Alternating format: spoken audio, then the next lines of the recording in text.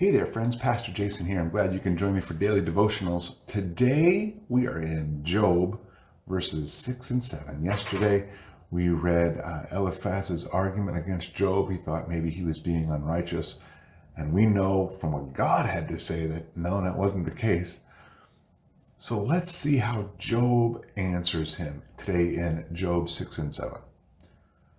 Then Job answered, "Oh, that my grief were actually weighed and laid in the balances together with my calamity. For then it would be heavier than the sands of the seas. Therefore my words have been rash, for the arrows of the Almighty are within me. Their poison my spirit drinks. The terrors of God are arrayed against me. Does the wild donkey bray over his grass, or does the ox low over his fodder? Can something tasteless be eaten without salt? Or is there taste in the white of an egg? My soul refuses to touch them. They are like loathsome food to me. Oh, that my request might come to pass, and that God would grant my longing.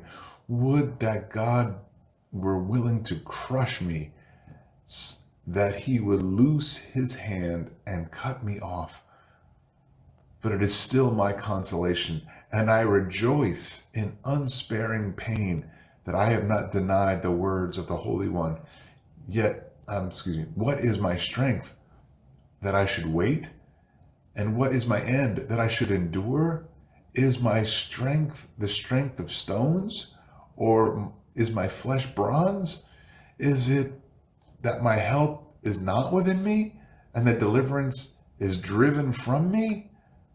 For the despairing man there should be kindness from his friend, so that he does not forsake the fear of the Almighty. My brothers have acted deceitfully like a wadi, like the torrents of wadis which vanish, which are turbid because of ice, and into which snow melts. When they become waterless, they are silent. When it is hot, they vanish from their place. The paths of their course winding along, they go up and into nothing and perish. The caravans of Tema looked, the travelers of Sheba hoped for them. They were disappointed, for they had trusted. They came there and were confounded. Indeed, you have now become such. You see a terror and are afraid. Have I said, give me something, or offer a bribe for me from your wealth, or deliver me from the hand of the adversary, or redeem me from the hand of the tyrants? Teach me, and I will be silent, and show me how I have erred. How painful are honest words, but what does your argument prove? Do you intend to reprove my words, when the words of one in despair belong to the wind? You would even cast lots for the orphans and barter over your friend. Now please look at me and see if I lie to your face. Desist now, let there be no injustice. Even desist, my righteousness is yet in it. Is there injustice on my tongue? Cannot my palate discern calamities? Chapter 7. Is not man forced to labor on earth? And are not his days like the days of a hired man, as a slave who pants for the shade, and as a hired man who eagerly waits for his wages? So am I allotted months of vanity, and nights of trouble are appointed me. When I lie down, I say, when shall I arise? But the night continues, and I am continually tossed until dawn. My flesh is clothed with worms and a crust of dirt. My skin hardens and runs. My days are swifter than a weaver's shuttle, and come to an end without hope. Remember that my life is but breath. My eye will not again see good. The eye of him who sees me will behold me no longer. Your eyes will be on me, but I will not be. When a cloud vanishes, it is gone. So he who goes down to Sheol does not come up. He will not return again to his house, nor will his place know him any more. Therefore I will not restrain my mouth. I will speak in the anguish of my spirit. I will complain in the bitterness of my soul. Am I the sea monster that you set a guard over me?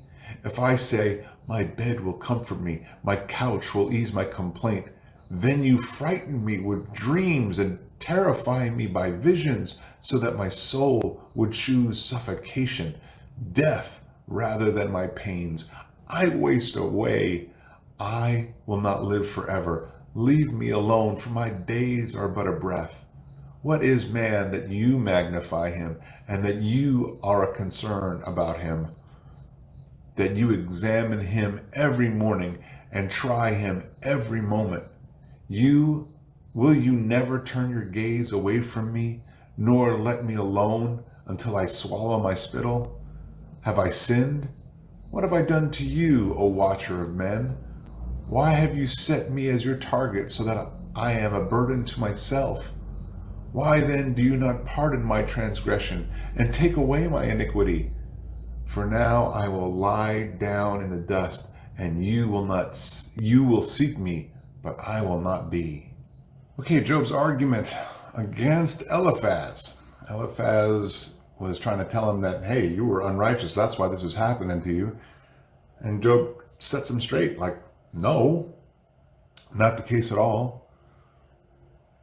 And then he turns his discussion towards God, doesn't he? He says, I can't even sleep. I know if I go to pull the covers over my head, you're going to give me terrible dreams and visions.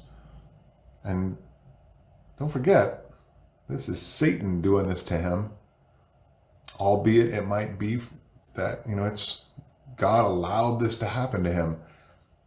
And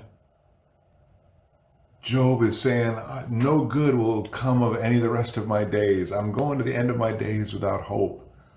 And we know if we watch to the end of we read to the end of the story, the Lord is going to bring everything back to Job. He's going to give him even more than he had to begin with.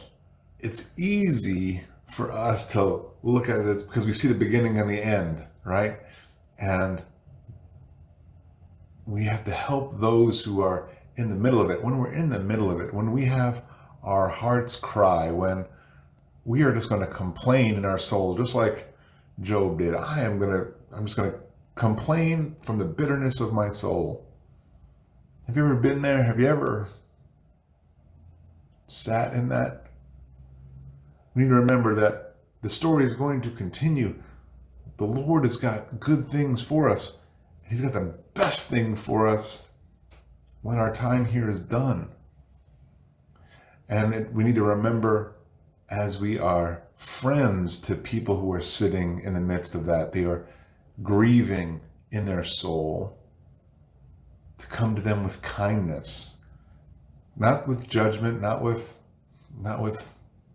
torches and pitchforks, but with kindness and gentleness and grace, bringing God's mercy into the situation as best we can. Folks, I hope that Job's a difficult book. It really is. And if you're going through a difficult time, know that there's people to pray for you. Reach out to your local pastor. Reach out to me.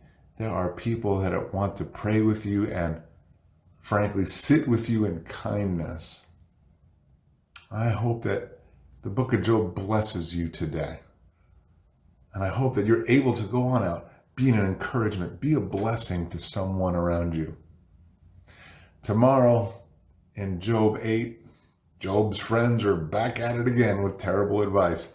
We'll take a look at that tomorrow as we read Job 8 and 9. Be blessed, be a blessing. I'll see you tomorrow with Job 8.